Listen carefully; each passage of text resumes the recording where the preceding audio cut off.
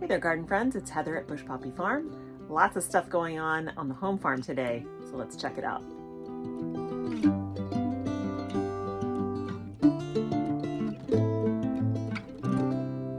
Here on the home farm, I just wanted to show you the dahlias that I planted today. Not much to see, but I'll give you an idea of what I'm doing in addition to dahlias in this bed. So here we have it, my shadow, as well as tags, and they are a foot apart. Some of them supremely sprouted, got really tall in the trays, so that's why I was desperate to get them in the ground. They're flopping a little bit just because we just had direct sun here after a very cloudy day, but they're doing all right. The whole thing is planted. I have lots of extra dahlias that are going to go in a bed at the ranch. But what I'm doing in this bed, and probably with the other dahlias too, is I'm going to interplant sunflowers. So why interplanting? It's a great use of space. The dahlias probably won't start blooming for me until early August, end of July, early August.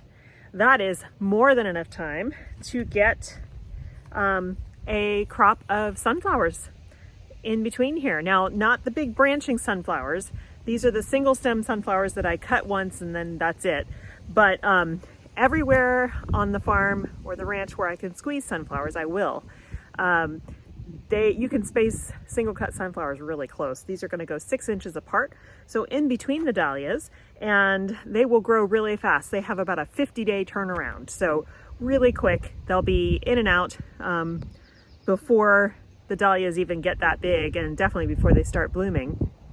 And then what I'll do is I don't pull up anything on the farm. I cut it off at the base, and so the roots of the sunflowers will still be in the bed, which is great because as they decompose, they feed the soil. Then I don't disturb the mycorrhizal fungi or any of the other soil biology that has created a home here. And then as those roots decompose, they open up the soil even more for oxygen and water. So it's a great thing. Anyway, the two varieties that I'm going to put in, this one's from Sunflower Selections, and it's called Double Quick. I'll try to post a photo here. Double Quick is just like it says. It's a really quick sunflower. It doesn't have specification on here, but I think it's like a 50-day sunflower. And then, and this is really exciting, I'm going to also plant this little packet of Sunflower Steve's sunflowers. And I'm super excited about this. If you don't know about Sunflower Steve, I'll link to his Instagram below. He is a cut flower farmer who has developed over many, many, many years a collection of amazing single cut sunflowers. And they're different than anything you've ever seen on the market. And he's going to be working with Floret to release those as seeds that you can buy. This little packet was part of a fundraising thing that he did for his church. And it also is a way to get his sunflowers into the hands of folks.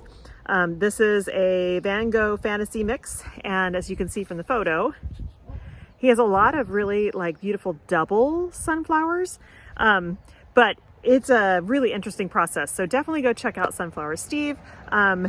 He's been talked about on a lot of different channels, YouTube channels, Roots and Refuge, Flower Hill Farm. So yeah, check him out. Anyway, I'm gonna get to planting. So it's a really simple process. The drip tape has emitters every 6 inches. So I would just put a dahlia there next to that emitter.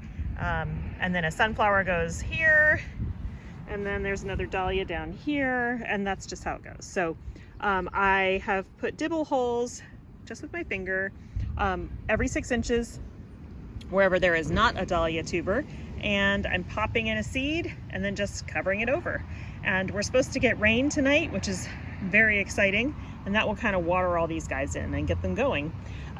Birds really love to eat sunflowers, as you know, and they really love sunflower seedlings. And so in order to protect them, I'm going to have to come in here and probably cover this bed once they start to germinate to make sure that they can get big enough and the birds won't bother them. So finishing up the day while I still have some light in the greenhouse. There's so much to do. This time of year is so crazy, and now it's even crazier because I have like tripled my space and my productivity, and there's still just one of me. So, but what I need to do is I have got these guys, all these seedlings here laid out. They are peppers and herbs and stuff that are for the curated vegetables in a box that I have for customers who have pre-ordered them. So those all need to get bumped up into bigger containers and cow pots, because I am selling those in cow pots, which are completely biodegradable. You just plant the whole thing in the ground. So my customers are going to get all of their plants in those this year, 4-inch pots. These guys down here, those are lettuces and chard. Those also need to be bumped. Well, those need to go into the cow pots, but they're doing well. And then all of these tomatoes, look at them. They're gorgeous. I'm excited. Every customer is going to get one of each variety. So that's going to be really fun. And then over here, you can see the heat mats are empty, which is great because I have a lot more seeds to start. Those are more seedlings that are going to customers. And then this I had to just reorganize. When you are growing plants, especially in soil blocks and stuff, it's a constant shuffle. But all of these guys up here on the top shelf, this is all flowers that are starting to harden off tomorrow to go out to the ranch. They are ready to go in the ground, and I'm excited to get them there. This shelf, with the exception of these two trays, this is Nepeta and this is Amaranth. With the exception of these two trays, all of these still need a whole lot more time in here. And the same thing with this shelf. These down here are all cucumbers. Those are going out hopefully tomorrow, the next day, to my garden. I have to clean out all of the tulips in the tulip bed, the final tulip bed, and put those in there. And then this is all Baptisia, getting huge. I'm going to pinch all of these. And when I say pinch, let me grab my shears real quick. So we pinch things that we want to get bushier as opposed to leggier. And so I'm going to pinch all of these, and that will help them get more stems, bushier. They'll produce more flowers. It will take longer, but that's okay. These are perennials. These are going to form a hedge for us. So I'm not in any hurry to get these in the ground. They need to be really good, beefy size before I'm going to put them in the ground so that they can survive, because this summer, as usual, it's going to be hot. So here's how we pinch.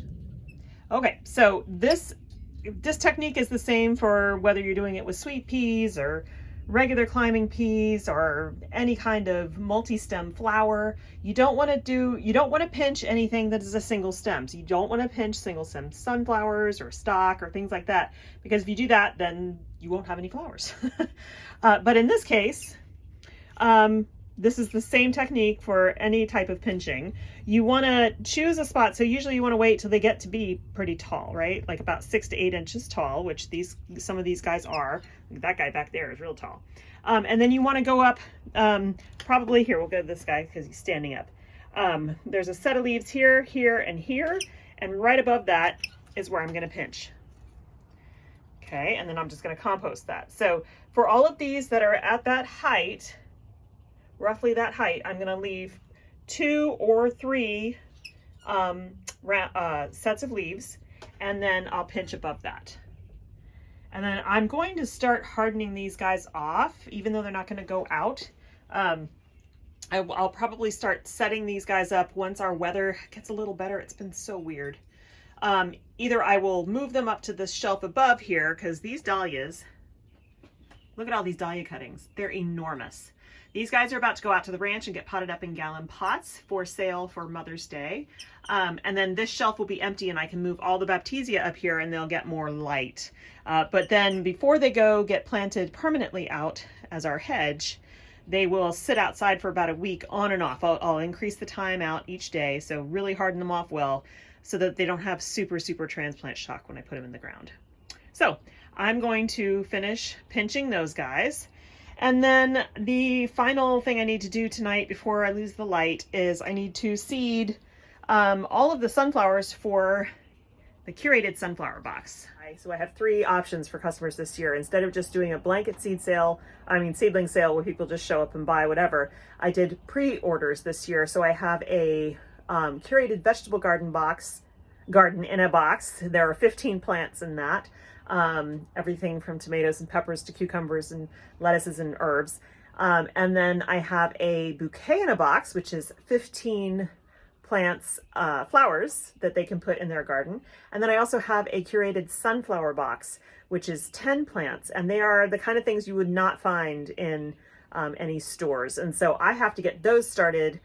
They grow really fast. The seedlings grow really fast. So I want to get those started because everybody's going to be picking up their stuff depending on the box that they got in the next week, then another 2 weeks, and then another 2 weeks. So for the next couple of weeks, it's going to be pickups at the ranch. Thank you so much for joining me. I know this was a short video, but I really appreciate you watching. I will see you next time. Bye.